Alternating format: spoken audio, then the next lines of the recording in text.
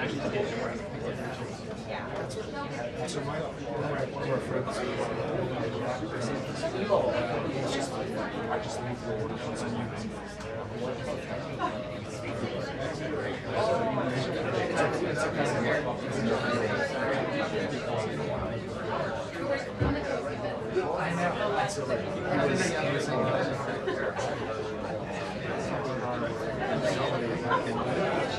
Alright, we can start.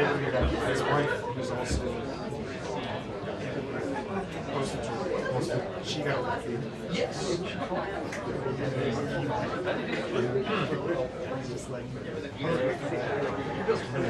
Oh yeah.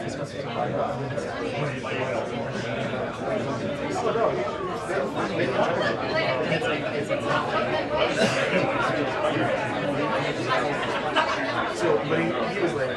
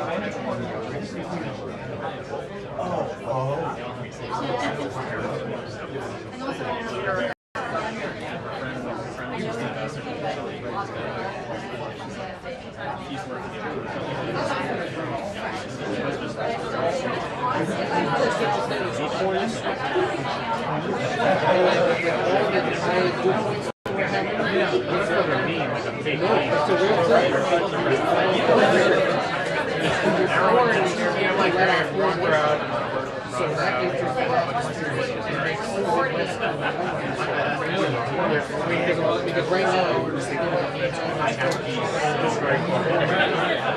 it's making these 5 or 6 days.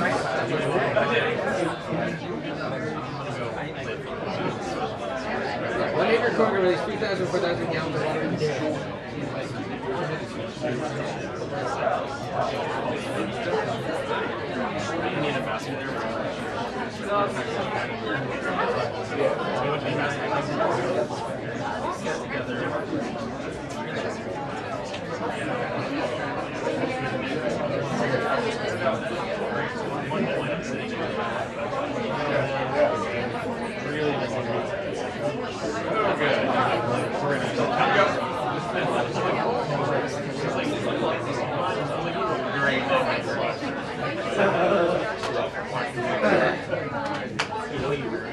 Give it the college roll, 20 minutes.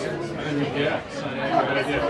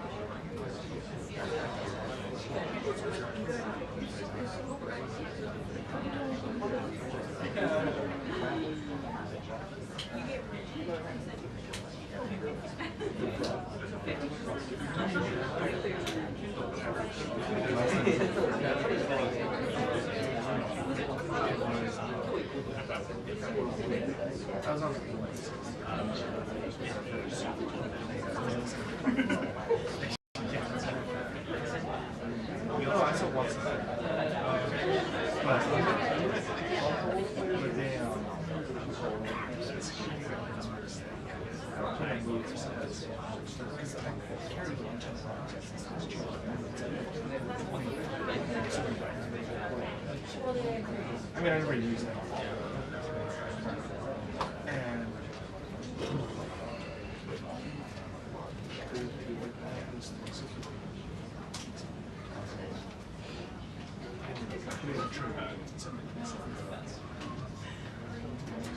And I was like, okay.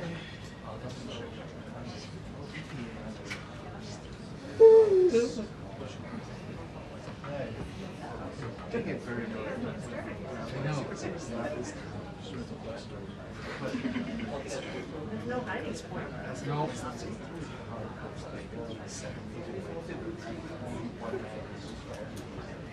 And so standing up because oh, control the lunch. I was like, I gotta.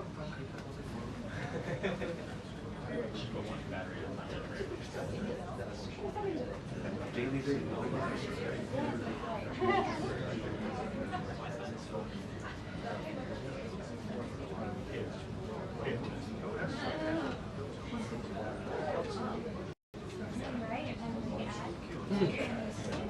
Yeah, Olivia's coming.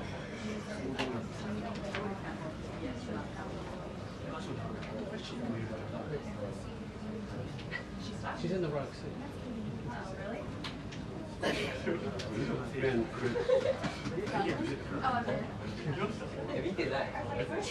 She's in your seat. Oh, that's right.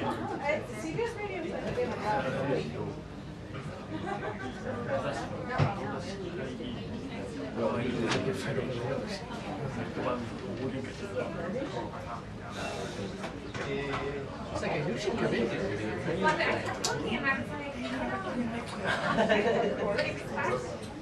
Hi. If I had seen you, I would have. Oh, I have that dress.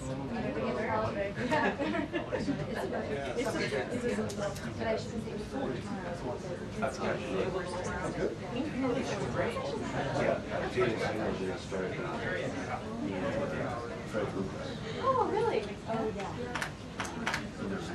check quickly?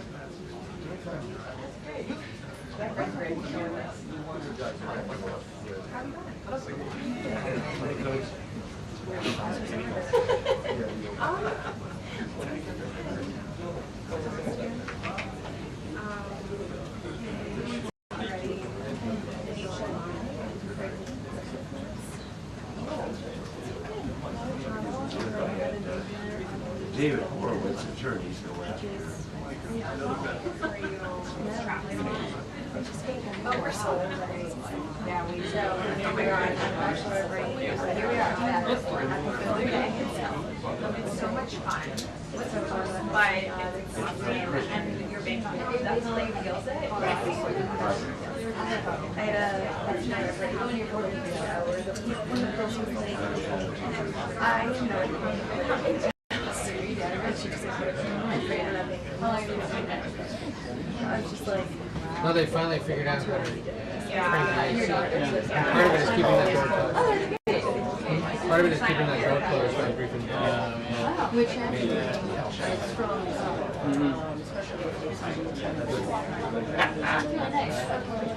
accurate.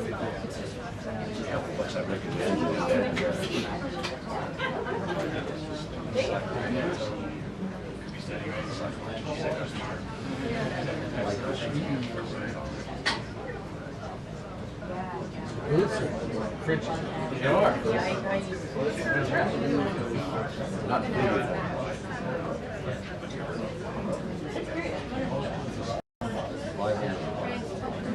Is that it's going to be the 60s? Yeah. Trust me, as soon as it was dangled as a possibility, I was like, it would be like the Netherlands. yeah. It's like, lovely, crisp 69. Overcast. You mean Well, that's good. break it. I'm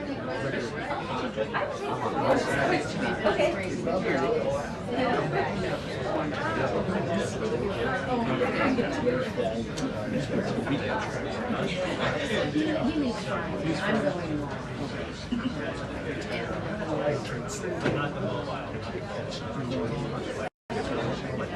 He's running it off as a business.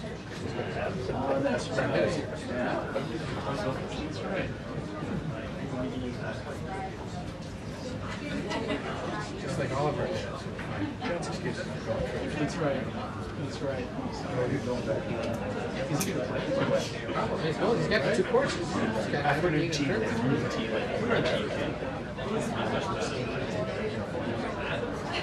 Philip from cricket. He's like, you get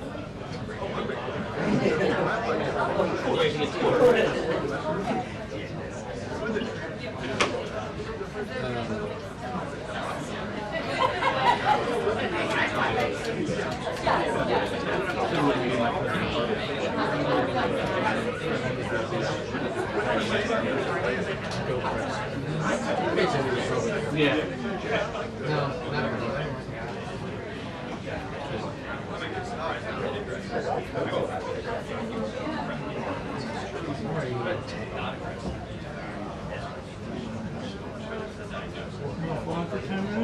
Yeah. Yeah, but not dressed like this. Yeah, right. That's different kind of stuff.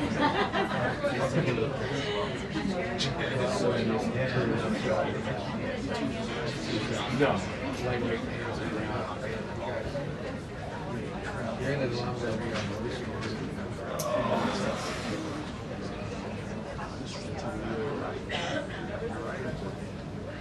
Dropping my daughter at daycare. So we're going to walk there. Right. And then from there to Metro here. Today was that. And then you need another shower. $20.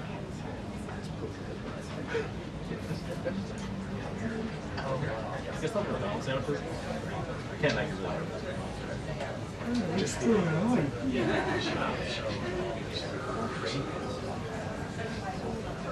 Yes.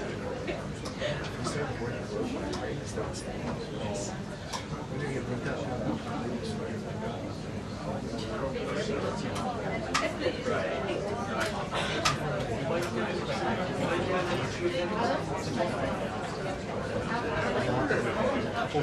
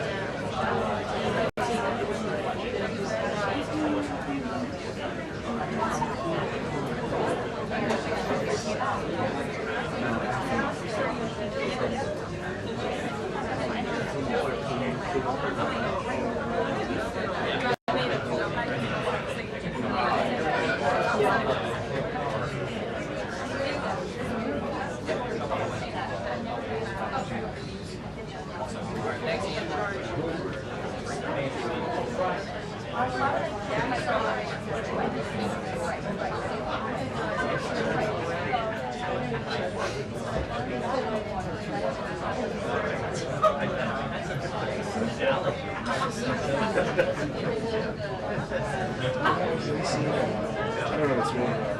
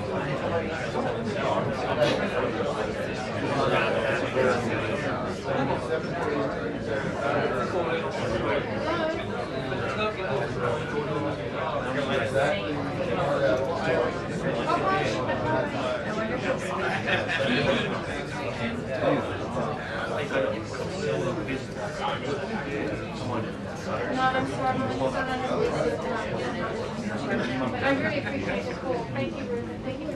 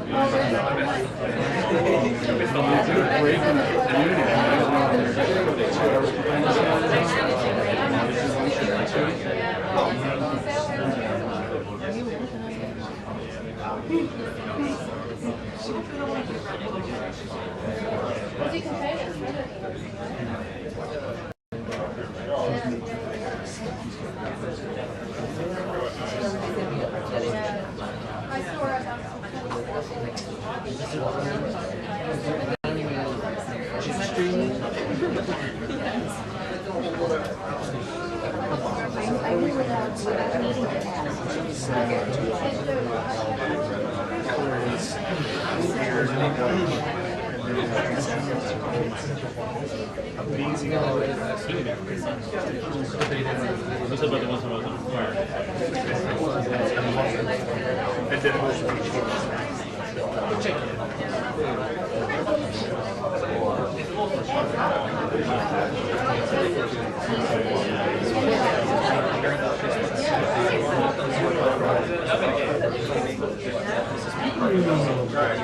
Also, if we hadn't you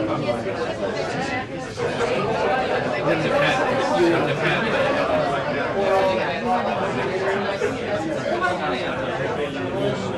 it's funny how you write and shoot down what you get fired up and you let someone else do it. Oh, yeah, you don't I guess. That's what I do to you.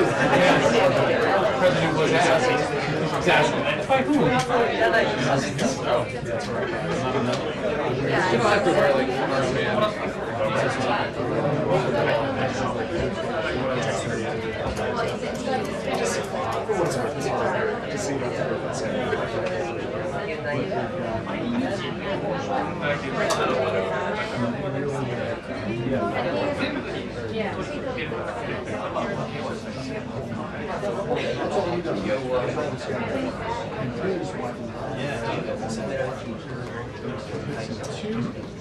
Yep.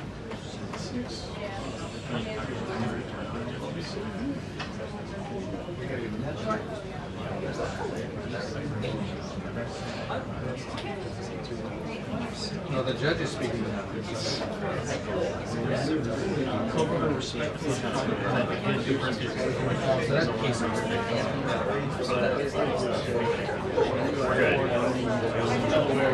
That's the next time I did it.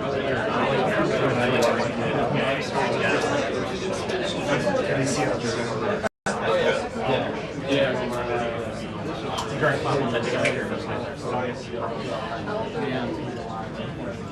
are you guys out there?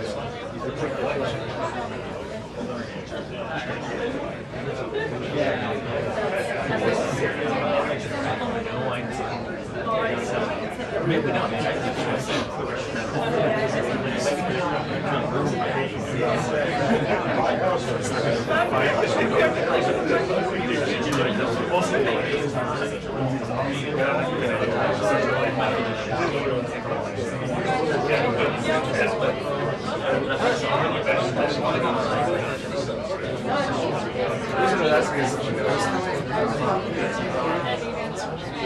So the issue with Jamin has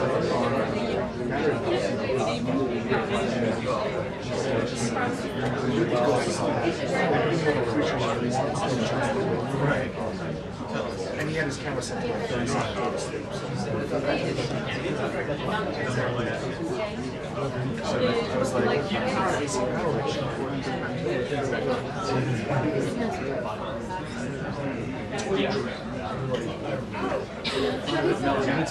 The Vince was going on his part. AC Big industry. He's like, but there's only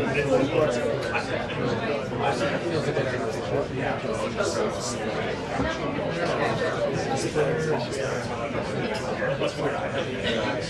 I mean, people just run this.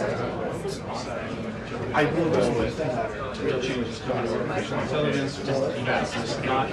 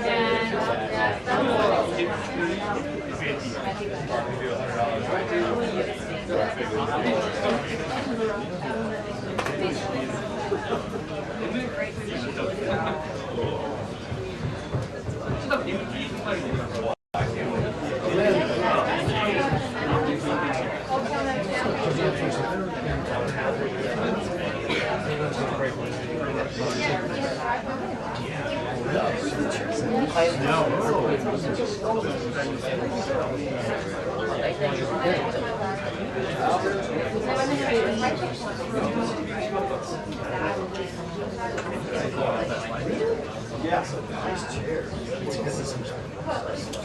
Oh, no. We should have scheduled this Friday. Chair.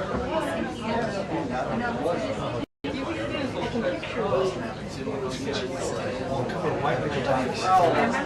Here's about 5 years of facial care. The Chinese applications they look at.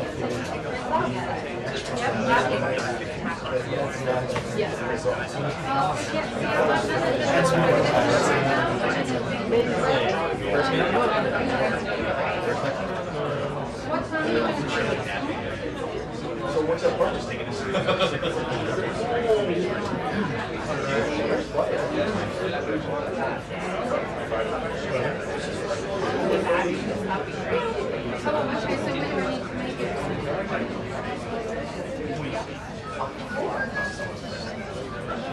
Oh, okay, that's fine. They can learn it, right? So you did it back, so you like that. So you've got the okay, so maybe we can do it for maybe we'll send it back straight up.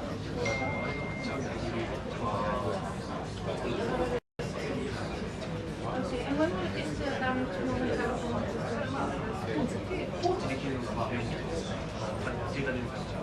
oh, okay, so it'll be there.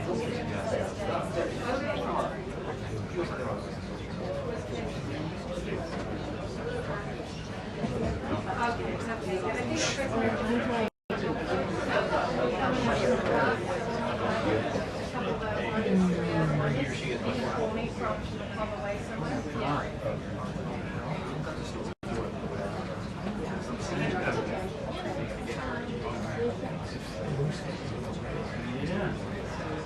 okay, and it's going to crush it.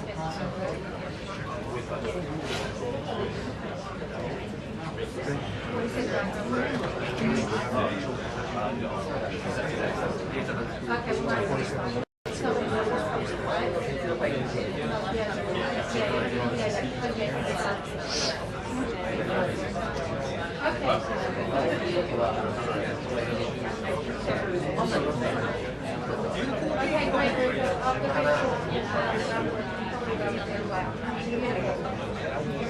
How far out of DC are you?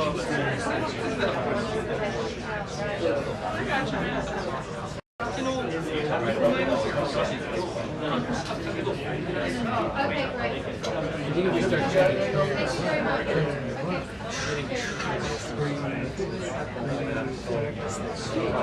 I think we'll go viral. Yeah, that's good. Check and see what's up. It's not going to do it.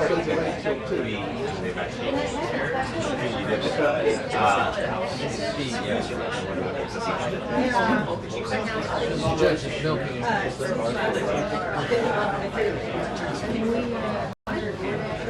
think we should. Yeah, me too. On my desk.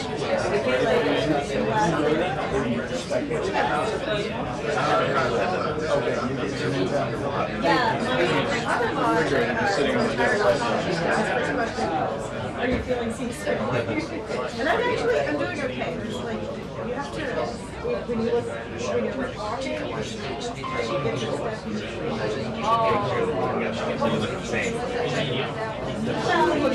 Like I'm learning, I'm ready to move my head and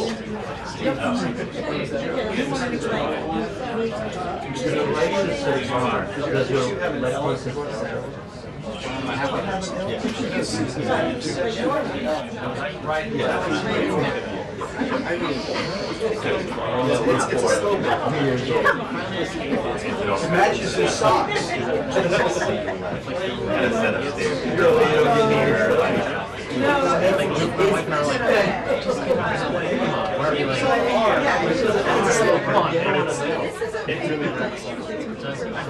Right now we're like, we're taking our time.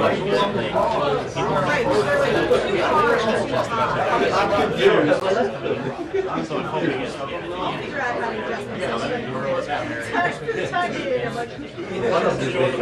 Where the entire thing is probably Can't imagine.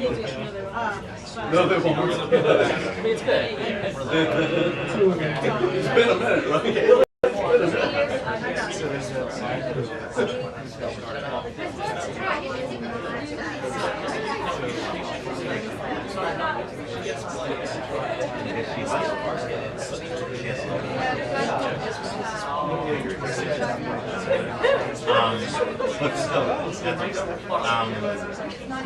But like not enough to need it all the time.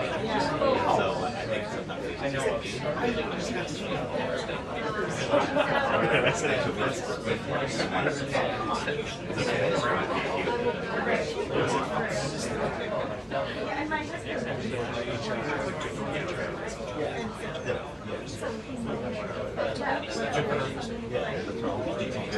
all I know is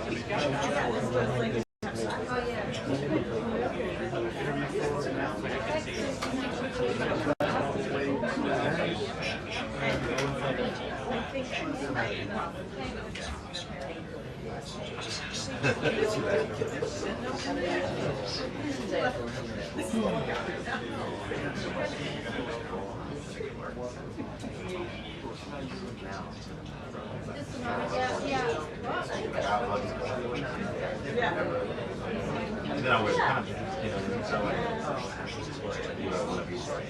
Yeah.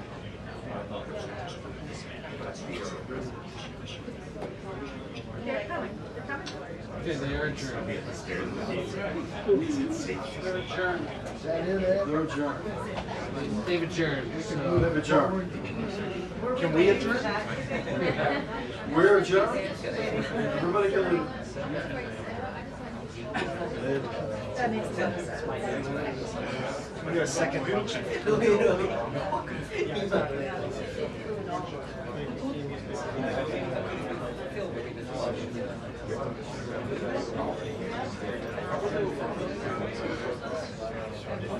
Stood up for the other today.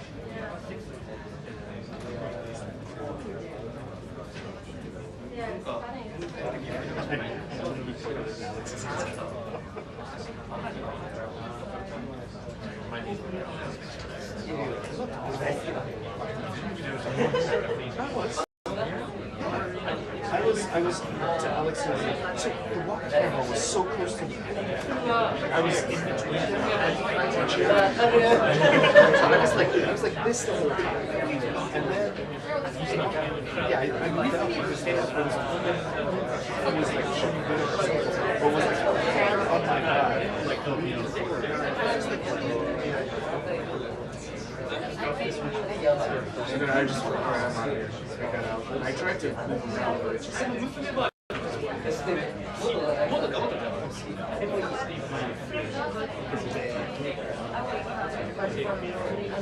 oh yeah.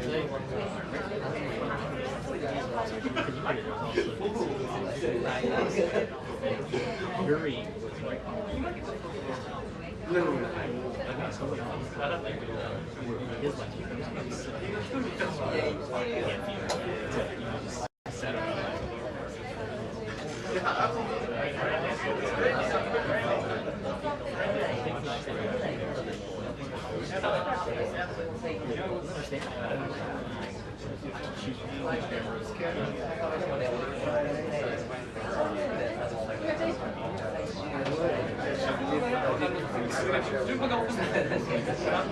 One question.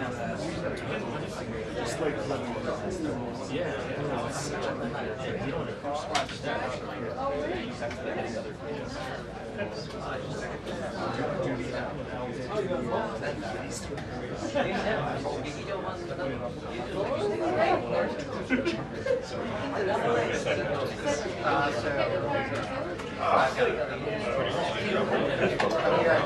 Thanks, brother.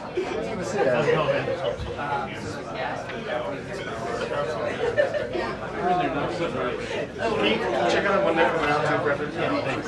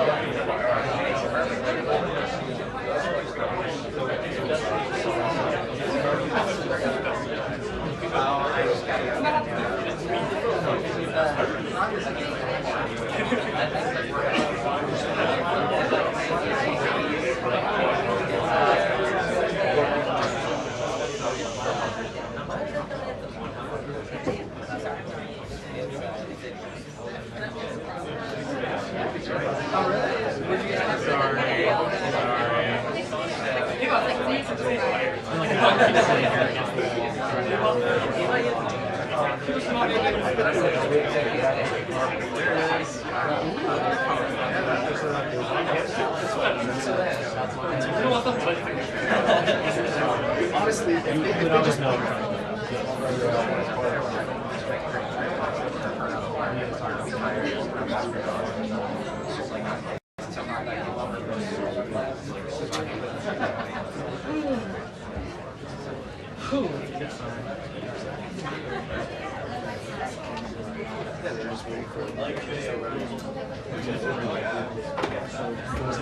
Well, no, they're putting his passport in the pocket.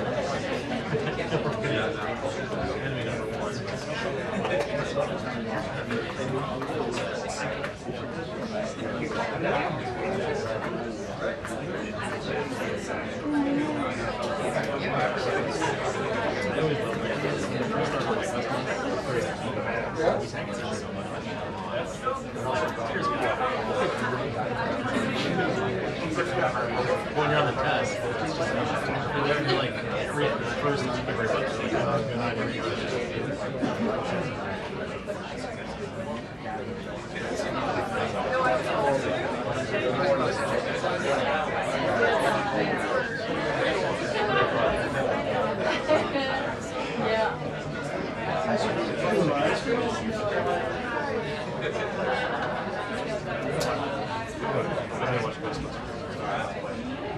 First one.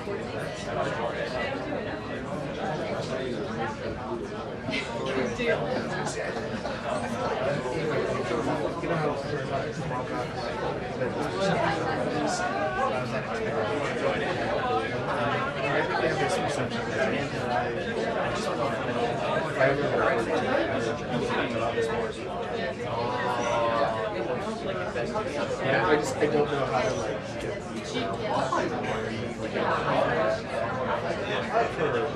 not this last round. No, or even more the before that.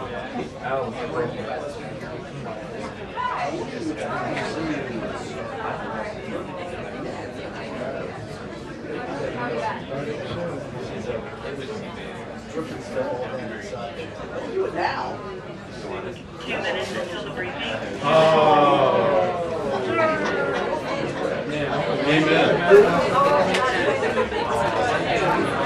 Hey Siri, set it.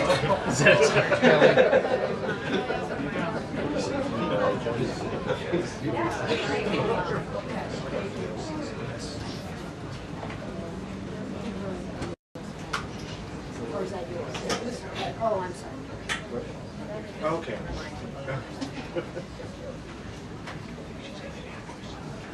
You think?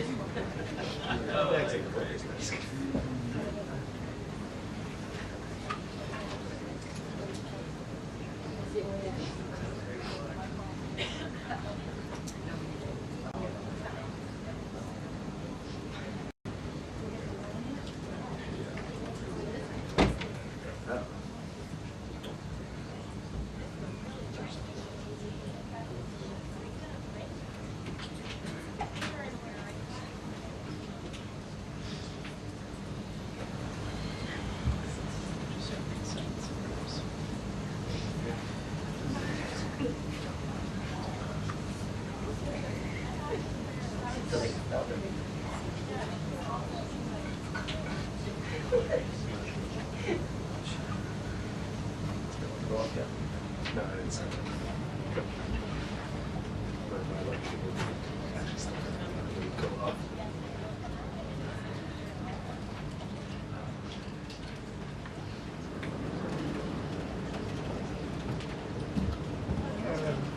Hello. Good afternoon, everybody. We have a special guest with us today who will speak momentarily. But first, I would like to begin with a message from the White House to the families of the victims in the brutal murder case in Idaho, who were sharing their heart-wrenching stories about their loved ones before the court today and addressing the evil killer who took 4 precious souls. We are so sorry for the grief and the pain you have experienced at the hands of such a vicious and evil killer. Our nation grieves with you, and we will never forget the precious souls who were lost in this horrific act of evil. If it were up to the president, he would have forced this monster to publicly explain why he chose to steal these innocent souls. May God bless and watch over everyone affected by this unimaginable tragedy, especially the parents who lost their children. Let me begin with a few scheduling items off the top. Later this afternoon, President Trump will deliver the keynote address at the Winning the AI Race Summit here in Washington, D.C. President Trump believes it is non-negotiable that the United States wins the AI race, which is why today, President Trump will announce a bold and comprehensive AI action plan to sustain and enhance America's global AI dominance. Under President Trump's leadership, our country will lead the world in AI to secure a brighter future for all Americans, massively grow our economy, and protect our national security. The president will also sign 3 executive orders at the event this afternoon. On Friday morning, President Trump will travel to Scotland for a working visit that will include a bilateral meeting with Prime Minister Starmer to refine the historic U.S.-UK trade deal. On the topic of trade, yesterday, President Trump accomplished something no other president has ever achieved. The president secured and announced 3 major trade deals with the Philippines, Indonesia, and Japan, all in one day. President Trump is finally putting a stop to our country getting ripped off. As a result of the president's successful negotiating tactics, many foreign markets are now being opened to American industries for the very first time, and harmful trade barriers are being broken down. Thanks to President Trump, these countries around the world are agreeing to open their markets to American-made products and goods for the first time, which will lead to a boom in sales and profits for American businesses right here at home.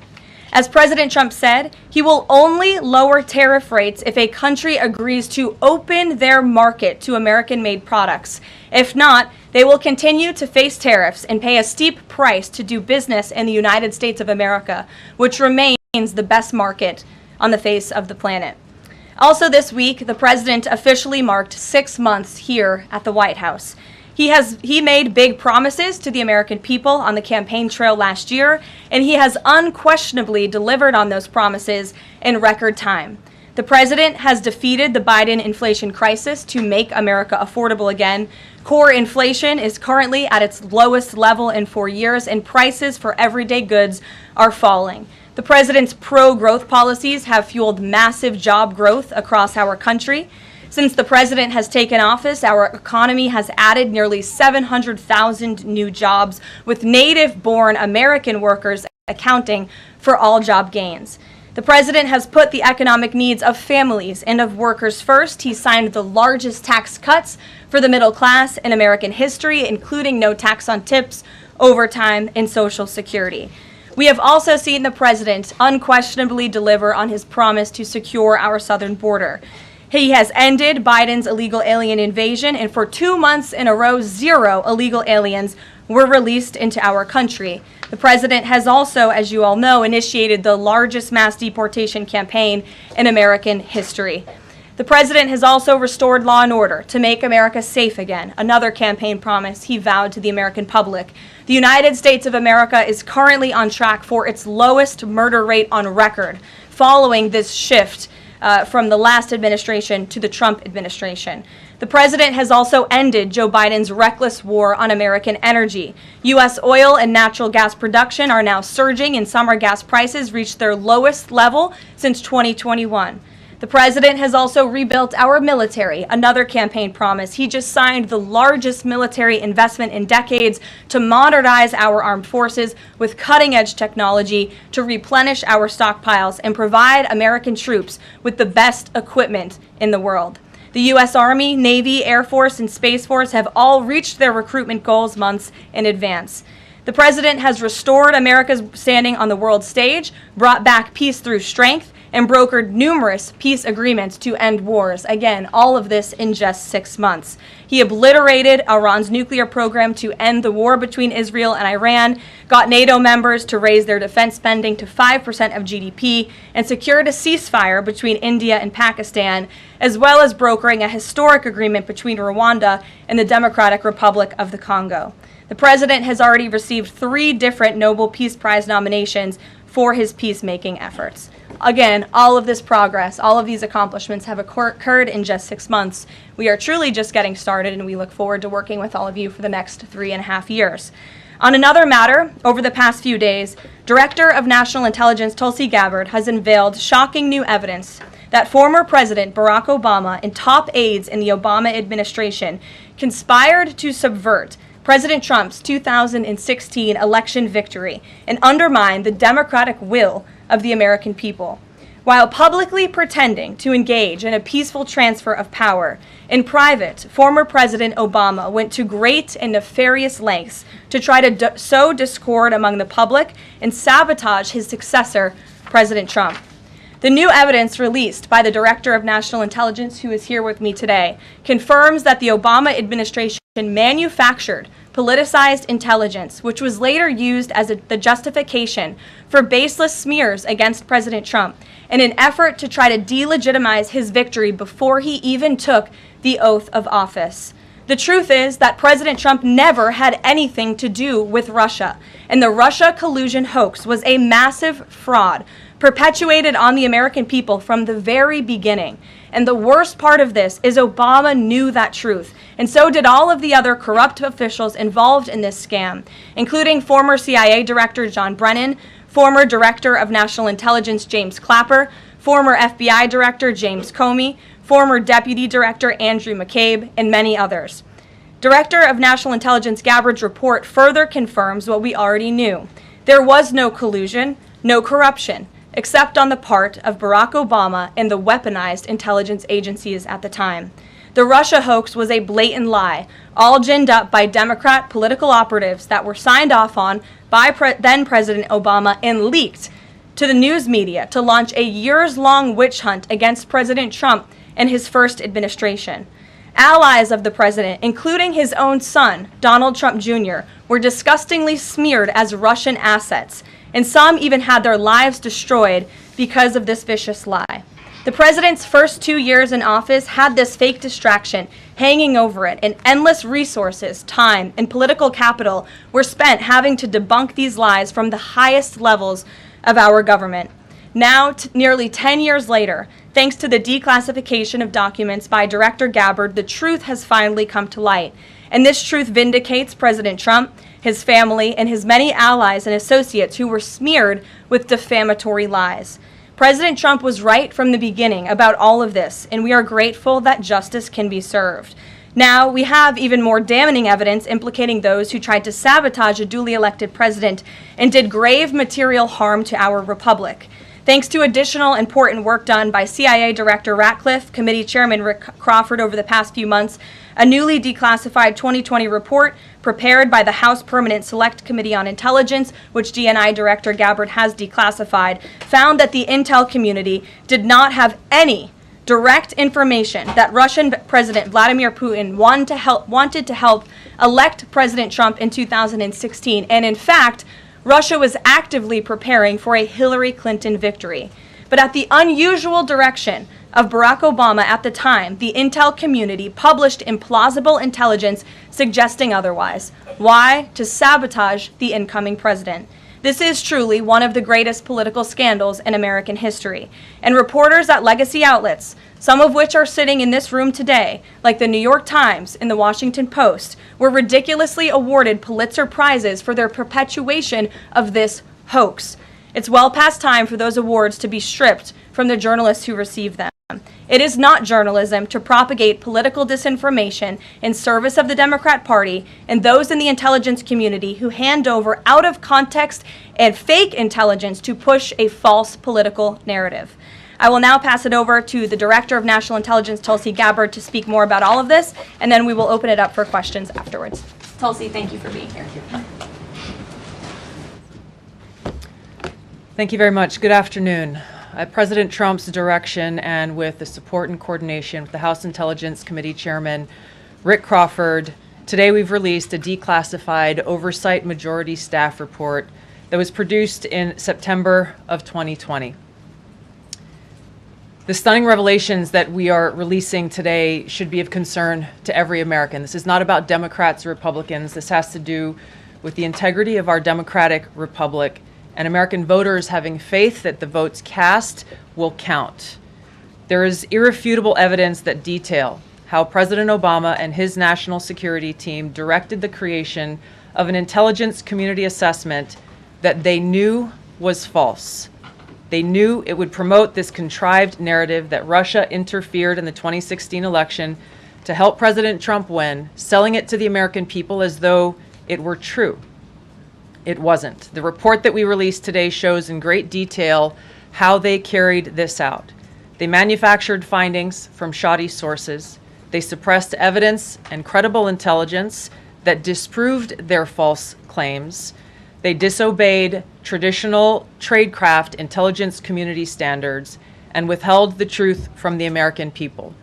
In doing so, they conspired to subvert the will of the American people who elected Donald Trump in that election in November of 2016.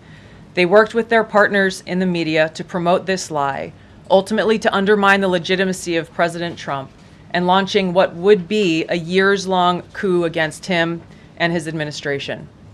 We're here today because the American people deserve the truth, they deserve accountability, and they deserve justice. The records that we released on Friday that were ODNI records, Senator Chuck Grassley's release on Monday of what is known as the Clinton Annex, which was an appendix to the Department of Justice Office of Inspector General's 2018 report, as well as the House Intelligence Committee's majority oversight report that we're releasing today, all come back to and confirm the same report. There was a gross politicization and manipulation of intelligence by the Obama administration intended to delegitimize President Trump even before he was inaugurated, ultimately usurping the will of the American people. I'm going to go over the key findings from the House Intelligence report, which investigated the claims that were made by an intelligence community assessment ordered by President Obama and published in January of 2017. First, Putin's principal interests relating to the 2016 election were to undermine faith in the U.S. democratic process, not show any preference of a certain candidate. In fact, this report shows Putin held back from leaking compromising material on Hillary Clinton prior to the election, instead planning to release it after the election to weaken what Moscow viewed as an inevitable Clinton presidency. In the January 2017 intelligence community assessment that President Obama ordered, John Brennan, who was CIA director at the time, and the intelligence community intentionally suppressed intelligence that showed Putin was saving the most damaging material that he had in his possession about Hillary Clinton until after her potential and likely victory. The report goes into great detail about the information that Russia and Putin had on Hillary Clinton, which included possible criminal acts like secret meetings with multiple named U.S. religious organizations in which State Department officials offered, in exchange for supporting Secretary Clinton's campaign for the presidency, significant increases in financing from the State Department. They also had documents that showed the patronage of the State Department to State Department employees who would go and support Hillary Clinton's presidential campaign. There were high-level DNC emails that detailed evidence of Hillary's, quote, psycho-emotional problems, uncontrolled fits of anger, aggression, and cheerfulness, and that then Secretary Clinton was allegedly on a daily regimen of heavy tranquilizers. Then CIA Director Brennan and the intelligence community mischaracterized intelligence and relied on dubious substandard sources to create a contrived false narrative that Putin developed a quote-unquote clear preference for Trump. Brennan and the IC misled lawmakers by referencing the debunked Steele dossier to assess quote-unquote Russia's plans and intentions, falsely suggesting that this dossier had intelligence value when he knew that it was discredited. The intelligence community excluded significant intelligence and ignored or selectively quoted reliable intelligence that contradicted the intelligence community assessment's key findings on Putin's alleged support for Trump. Including this intelligence reporting would have exposed the ICA's claim as implausible, if not ridiculous. The intelligence community assessment omitted reliably sourced information, such as how some Russian intelligence officials were quote-unquote planning for candidate Hillary Clinton's victory, while others assessed neither Trump nor Clinton would respect Russia's interests. As was reflected in the ODNI documents that we released on Friday, multiple intelligence community assessments released in the months leading up to the November 2016 election concluded that Russia had neither the intent nor capability to impact the outcome of the U.S. election. On December 5th of 2016, the FBI and ODNI gave the House Intelligence Committee its first post-election classified briefing, in which there was no mention of Putin aspiring to elect Trump by either agency. The Presidential Daily Brief, drafted on December 8th of 2016, stated that no Russian or criminal actors impacted vote counts. This document was pulled just hours before it was to be published due to quote-unquote new guidance. If it had been published, it would have been briefed to both President Obama and President-elect Donald Trump. On December 9th, 2016, a National Security Council meeting was called to gather President Obama's senior national security officials, which included CIA Director Brennan, then Obama DNI James Clapper, Susan Rice, and others. Following that secret meeting, DNI Clapper's assistant sent an email to the intelligence community with the subject line, POTUS tasking on Russia election meddling, tasking ODNI leaders to create a new assessment per the president's request. The House Intelligence Committee Oversight Report that we released today reveals that, quote, unlike routine intelligence community analysis, the intelligence community assessment was a high-profile product ordered by the President Obama. It directed senior intelligence community agency heads and created an intelligence community assessment limited to just 5 analysts, using one principal drafter. This is not something that occurs in the normal path of producing an intelligence community assessment that reflects the views across the intelligence community. The production of this intelligence community assessment was subject to unusual directives directly from the president and senior political appointees, especially the former director of the CIA, John Brennan. The House Intelligence Committee Oversight Report also shows how later that same day, on December 9th, Brennan ordered the publication of quote-unquote substandard reporting on Russian activities, which had previously been withheld from publication of prior assessments because the information was judged, quote, to have not met long-standing publication standards. Some of the information later used in the Obama-ordered assessment over the objections of veteran CIA officers was, quote-unquote, unclear or from unknown sources. The Intelligence Committee's Oversight Report reveals that CIA Director Brennan overruled senior CIA officers who challenged the Obama-ordered intelligence assessment, stating, quote, "We don't have direct information that Putin wanted to get Trump elected." Yet, the Obama-directed assessment was published on January 6, 2017, which explicitly stated, quote, "We assess Putin and the Russian government aspired to help President-elect Trump's election chances, when possible, by discrediting Secretary Clinton and publicly contrasting her unfavorably to him." End of quote. The CIA and FBI, then led by John Brennan and James Comey, expressed high confidence in this judgment, while the NSA expressed moderate confidence.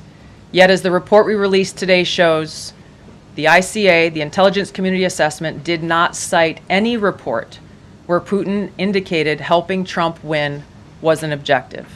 The opposite is true. With regards to the Steele dossier, we now know that one of the source documents that the Obama administration used in the creation of this intelligence assessment in January of 2017 was none other than the discredited, unverified Steele dossier. The House Intel report states, quote, "Contradicting public claims by then CIA Director Brennan that the dossier was not in any way incorporated into this intelligence assessment. The dossier was referenced in the intelligence assessment's main body text and further detailed in a 2-page assessment annex. John Brennan lied, and he denied using this dossier in this intelligence assessment that President Obama ordered because he knew it was discredited. It was a politically motivated, manufactured document. He directed senior CIA officials to use it anyway." CIA officer told the House Intelligence Committee staff as they investigated this, quote, "The director of the CIA, John Brennan, refused to remove it, and when confronted with the dossier's many flaws, responded, quote, 'Yes, but doesn't it ring true?'" Even the bipartisan Senate Select Committee on Intelligence report published in 2020 criticized the FBI's handling of the Steele dossier, noting its completely unverified nature and purposeful sidestepping of intelligence community procedures in its use. Now, President Obama, Hillary Clinton, John Brennan, James Clapper, James Comey, and others, including their mouthpieces in the media, knowingly lied as they repeated the contrived narrative that was created in this January 2017 intelligence community assessment with high confidence as though it were fact. John Brennan, as CIA director, stated in a memo to his agency staff in December of 2016, saying, quote, "There is strong consensus among us on the scope, nature, and intent of Russian interference in our presidential election." This was reported by NBC News, confirming that Brennan, along with James Clapper and James Comey, agreed with the CIA's assessment that Russia intervened to help Trump win the presidency. As Obama's Director of National Intelligence, James Clapper was tasked with overseeing the creation of this assessment in January of 2017 by President Obama, and he expressed confidence in its findings. In a 2018 interview with the Harvard Gazette, he talked about how he provided Trump with the same classified assessment that President Obama received, which included the high confidence judgment that Putin directly ordered the hacking and election interference. Clapper then went on to add, "I think they, the Russians, actually influenced the outcome." This is a brief summary of the details that you'll find within the House Majority Staff's report in their investigation into the Obama-directed January 2017 Intelligence Community Assessment. That leads us to the very same conclusion that we announced in the release of our documents on Friday. The implications of this are far-reaching and have to do with the integrity of our democratic republic. It has to do with an outgoing president taking action to manufacture intelligence, to undermine and usurp the will of the American people in that election, and launch what would be a years-long coup against the incoming President of the United States, Donald Trump. Thank you. Well, thank you, Tulsi. And we do want to take questions on this topic while the director has time for this topic. She will leave. I'm happy to take questions on other matters after that. But if anyone has questions for Director Gabbard, you're welcome to ask them. We'll start with our new media seat as always. Emily, go ahead. Thank you. And Director Gabbard, this one is for you. Do you believe that any of this new information implicates former President Obama in criminal behavior? We have referred and will continue to refer all of these documents to the Department of Justice and the FBI to investigate the criminal implications of this. For even former The President evidence, Obama? correct. The evidence that we have found and that we have released directly point to President Obama leading the manufacturing of this intelligence assessment. There are multiple pieces of evidence and intelligence that confirm that fact. Ed, go ahead. Director Gabbard, thank you. So just to, two questions, but to begin on that. The President yesterday, you've inferred that the former President helped lead a coup. Based on what you now see, do you believe President Obama is guilty of treason? I'm leaving the criminal charges to the Department of Justice. I am not an attorney, but as I've said previously, when you look at the intent behind creating a fake manufactured intelligence document that directly contradicts multiple assessments that were created by the intelligence community, the expressed intent and what followed afterward can only be described as a years-long coup and a treasonous conspiracy against the American people, our republic, and an attempt to undermine President Trump's administration. The Senate Intelligence Committee spent several years looking into this and unanimously agreed in a bipartisan fashion, Secretary of State Rubio was a member of that committee, that there was no political interference. There was a years-long Justice Department investigation into this as well that also concluded no political interference. So help us, from a 50,000-foot level, explain, what do you now have that refutes those two conclusions? I will encourage you, in my role as the Director of National Intelligence, my job, again, as I said when I came into this role, was to make sure that we are telling the truth to the American people and that we are ensuring that the intelligence community is not being politicized. So I'm not asking you to take my word for it. I'm asking you in the media to conduct honest journalism and the American people to see for yourself in the documents that we've released now, close to 200 pages, that point in multiple references, multiple examples, to include comments that have been made by senior intelligence professionals, who are some still working within these agencies today, that confirm the conclusions that we have drawn, that President Obama directed an intelligence community assessment to be created to further this contrived false narrative that ultimately led to a years-long coup to try to undermine President Trump's presidency. And it's your belief that those two previous investigations missed that or covered it up? I'm telling you to look at the evidence. Look at the evidence and you will know the truth. John. Thanks, Caroline. Thanks, Director Gabbard. You declassified these documents, if I'm not mistaken, Friday of last week, correct? We released them on Friday of last week, the first tranche, yes. This isn't the first time that President Trump has been president of the United States. He was president from 2017 to 2021. Couldn't the prior DNI under President Trump have declassified these documents? And why didn't that DNI do that at that time? I can't speak to what happened there. There were several DNIs under the first Trump administration. President Trump faced many challenges from those who were working in the government who sought to undermine his presidency. That's been clearly detailed. What I can speak to is the fact that this was one of the first things that we started to investigate here within this Trump administration and have released the results upon the conclusion of our investigation. And then my second question has to do with what intelligence agencies around the world have said about Russia, that they have tried to influence elections in the United States, in France, in Germany, in the UK.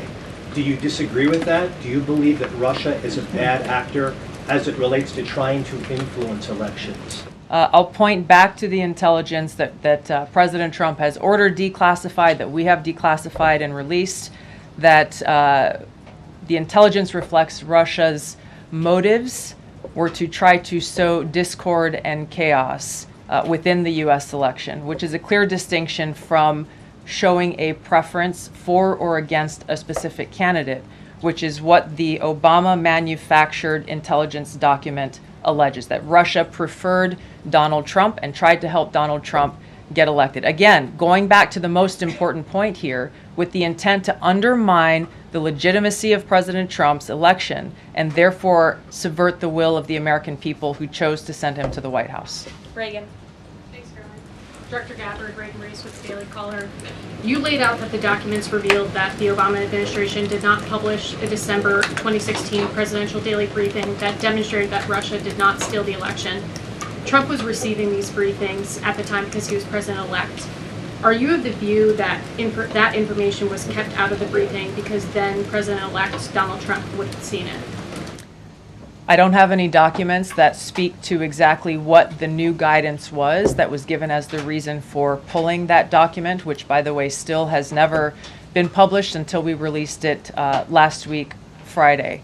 One could assume that they didn't want President Trump to see a document that came from the intelligence community that would contradict the Russia hoax narrative that began through the Hillary Clinton campaign with the Steele dossier. One more.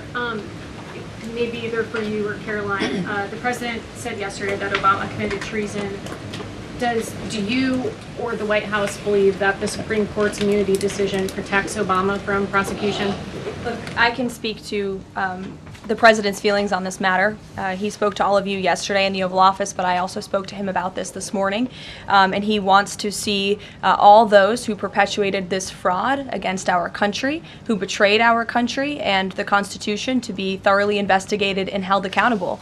And it's been 10 years of this. And I would just add, based on everything the director has said and declassified, all of you in this room should go through it and take a look at this report and review the intelligence, because unfortunately that hasn't happened. And many of the people who perpetuated this hoax, Clapper, Andy McCabe, James Comey, and many others, have been hired by major networks in this room to go on television and continue to spew these lies, knowing that they are lies. And if you all recall, just flashback to 2016 and the years after, the entire Trump 1 presidency was embroiled in this scandal that was perpetuated by the Democrat Party. And you had major Democrat Party officials in this city, namely Adam Schiff, Hillary Clinton, Elizabeth Warren, who went on television and told the American people, Donald Trump is an asset of Russia. It was a lie. They always knew it. Hillary Clinton herself said that President Trump would be a puppet for Putin. Senator Tim Kaine at the time called President Trump Vladimir Putin's defense lawyer. Adam Schiff stated, and one of the worst things a lawmaker can do is to tell the American people, I know something you don't know, it's just classified and I can't tell you. And that's what he said. I can tell you that the case is more than that. I can't go into the particulars, but there is more than circumstantial evidence now. And not enough people in this room, not enough journalists in this country pushed Adam Schiff to say, what are you talking about? What evidence do you have? Everybody just ran with the lies, and it led to impeachments. It led to the division of our country. Unfortunately, so many Americans, from listening to outlets in this room, believed in these lies. And it's a complete scam, and it's a scandal, and the president wants to see accountability for that. Phil. Thank you. Question for Director Gabbard. A spokesperson for former President Obama said in a statement earlier this week, quote, nothing in the documents issued last week undercuts the widely accepted conclusion that Russia worked to influence the 2016 election but did not successfully manipulate any votes. How do you respond to critics like former President Obama and also others on the Hill who say that the administration is conflating apples and oranges here, conflating allegations of actual hacking of voter machines and allegations of interference generally? I think it's a disservice to the American people that former President Obama's office and others who are criticizing the transparency that is being delivered by releasing these documents. They are doing a disservice to the American people and trying to deflect away from their culpability in what is a historic scandal and negative action towards the American people and our democratic republic. The answer to that statement can very clearly be found throughout all of the documents that we have released. Again, showing that Russia has took action to try to sow discord in the election, but showed no preference for or against any singular candidate. You've long been an opponent of weaponization in government. How do you respond to criticism that referring Obama administration officials and even potentially the former president is just more weaponization and this is a potential race to the bottom? I think that's a very disrespectful attack on the American people who deserve the truth. They deserve to have faith and trust in the integrity of our democratic republic, which has been undermined by President Obama through his direction of this manufactured fake intelligence document, knowing that it was filled with lies and knowing that it would and could then be used for all of the actions that came after. Karoline, and I would just add, there needs to be accountability for that weaponization, Phil, that we've seen. And no one has been a victim of the weaponized government more than President Trump, not just because of this political scandal. You all recall his house was raided.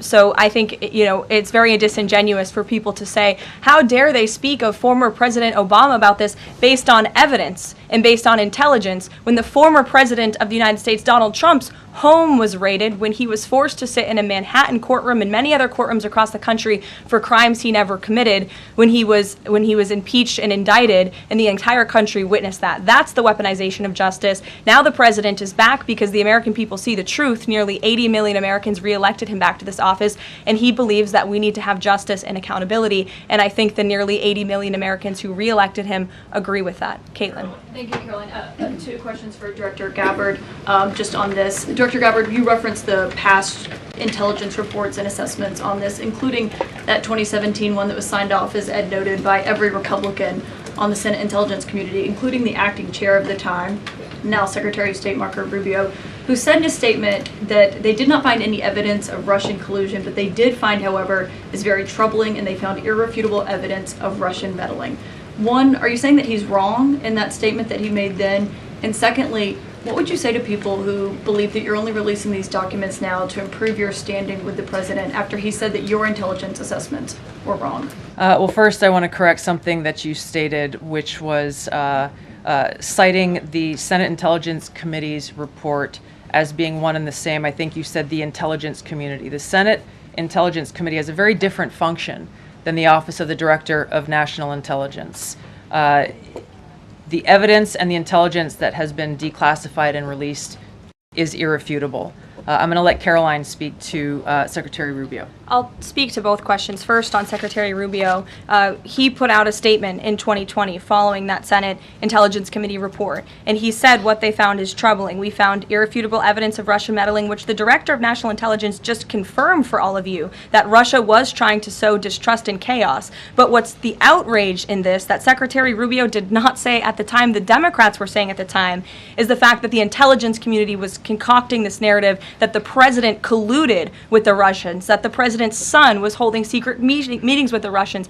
All of these lies that were never true. And he also said at that time, we discovered deeply troubling actions taken by the FBI under Comey, particularly their acceptance and willingness to rely on the Steele dossier without verifying its methodology or sourcing. The Steele dossier that many outlets in this room ran as the gospel truth, and it was cooked up and paid for by the Clinton campaign.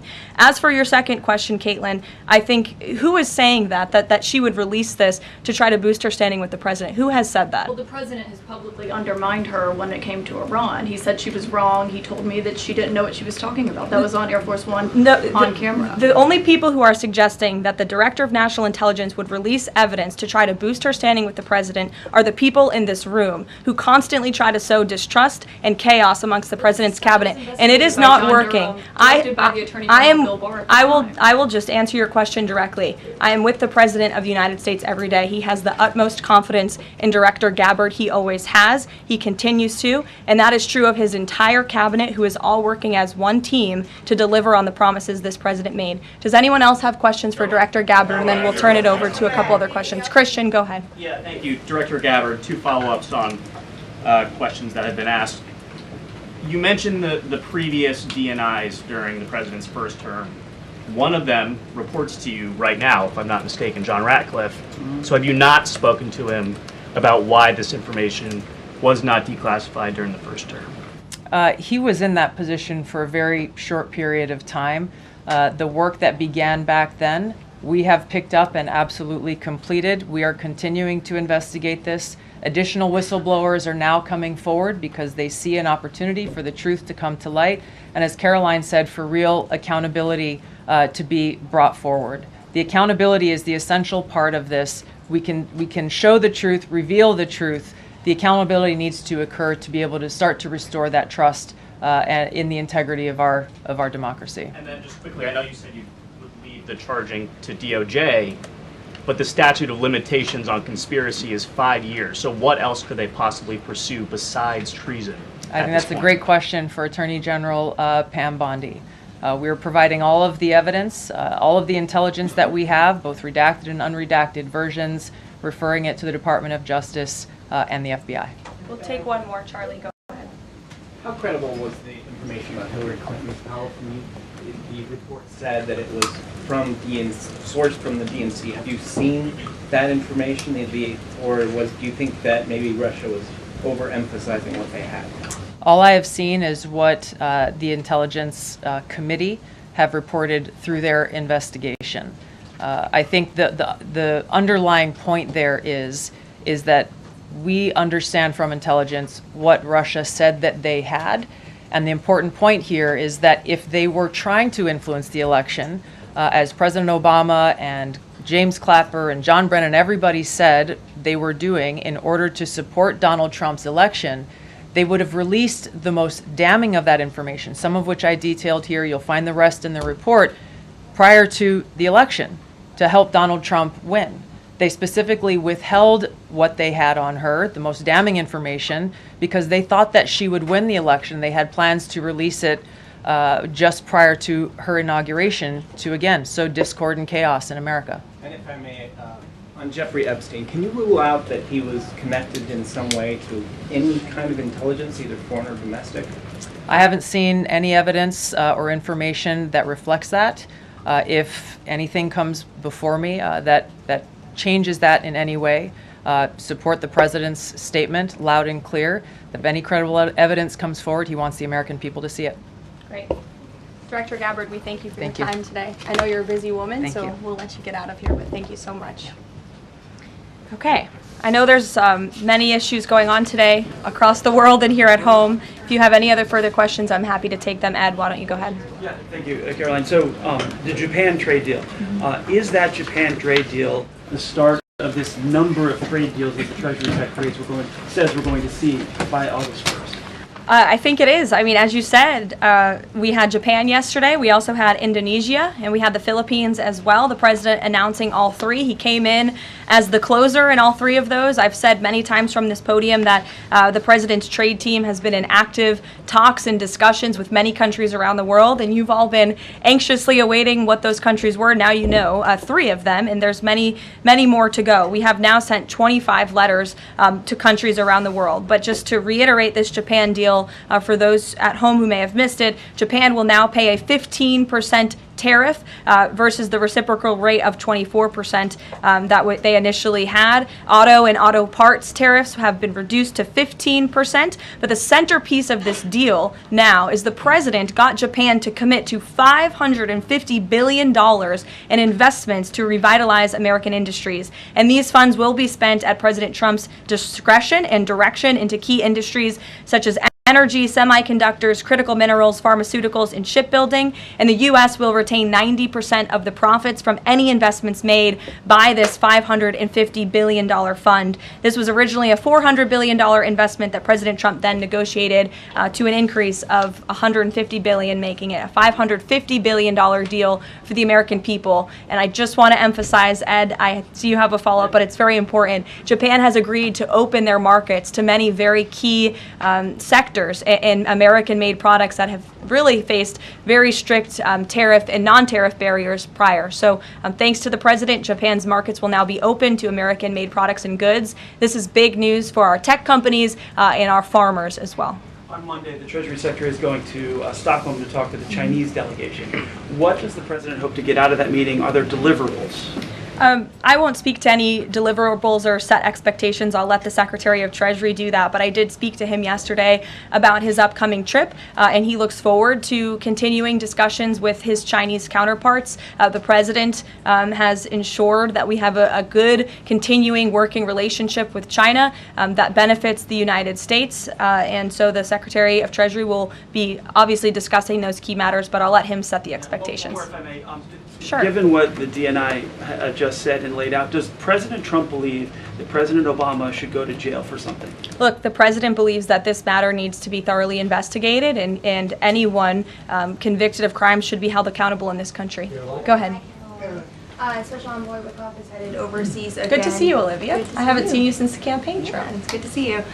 He's headed back overseas. Can you give us a sense of what the marching orders are to some of the people he'll be meeting with, and specifically as it relates to Gaza and ongoing talks there? Yes, Special Envoy Wickoff is headed to Europe, where he will meet with key leaders from the Middle East to discuss the ongoing ceasefire proposal to end this conflict in Gaza and to release the hostages. These are very sensitive negotiations that are currently taking place. I spoke to Special Envoy Wickoff last night about them. I will let him speak further on the matter, but the President and Special Envoy Wickoff has made the administration's goals clear. We want this ceasefire to happen as soon as possible, and we want these hostages to be released. Go ahead. Caroline, a Florida federal judge has refused to allow the Epstein grand jury materials to be released. Does the president want the administration or Department of Justice to appeal that ruling?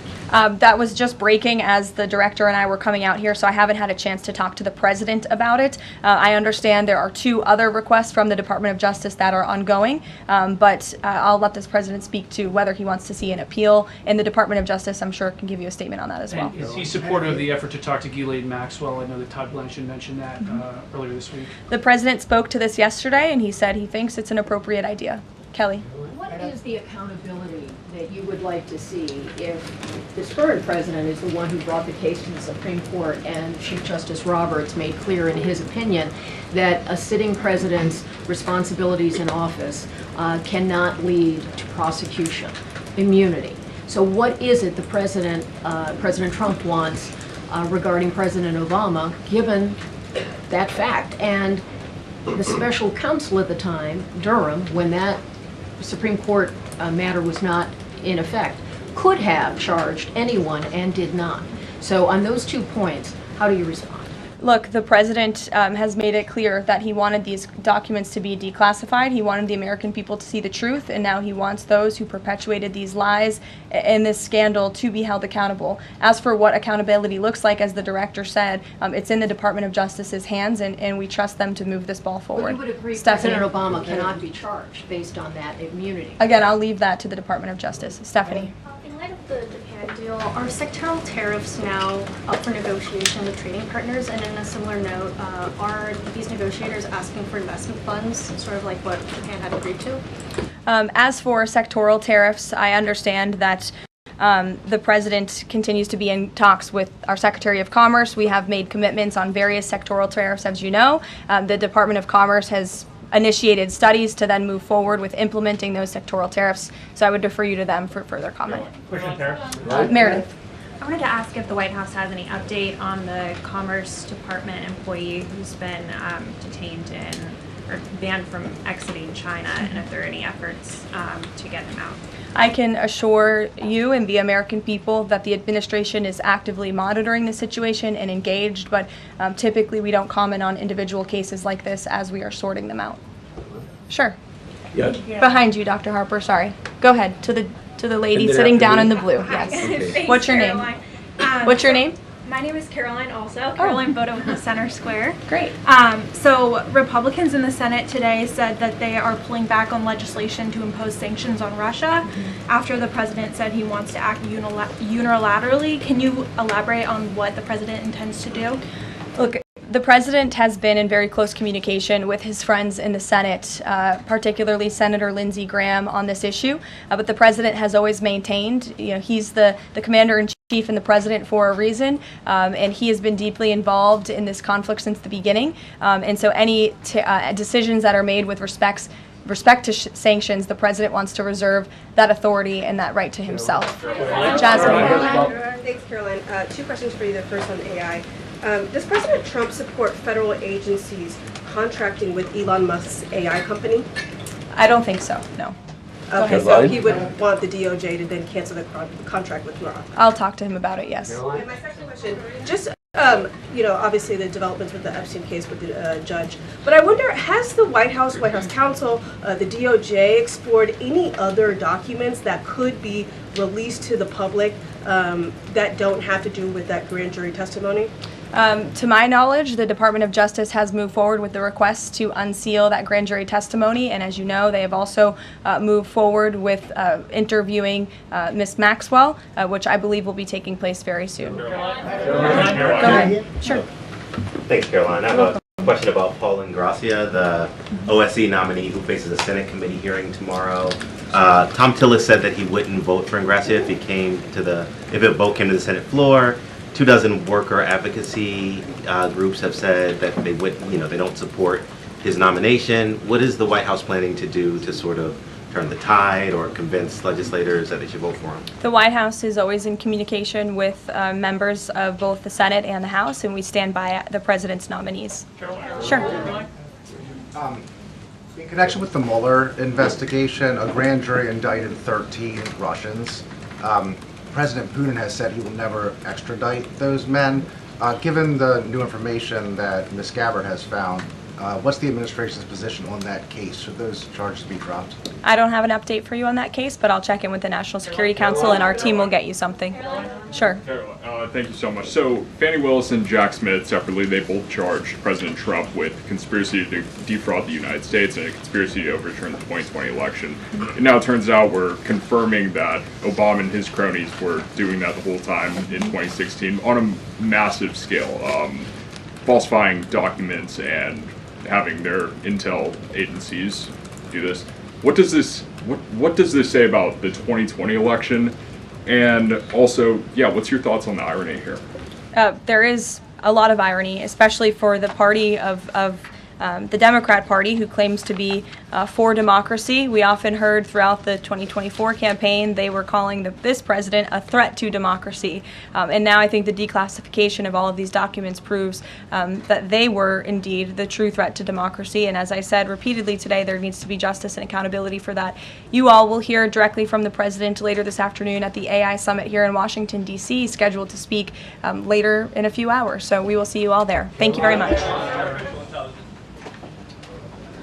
Wow.